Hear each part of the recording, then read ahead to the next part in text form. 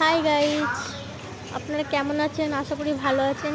আমাদের নিজস্ব দোকান আছে মেটেপুকুরের গায়ে, কোন্নগর মনসাতলা, মেটেপুকুরের গায়ে, বাঞ্চারাম মিত্র বিনাপানি ক্লাব।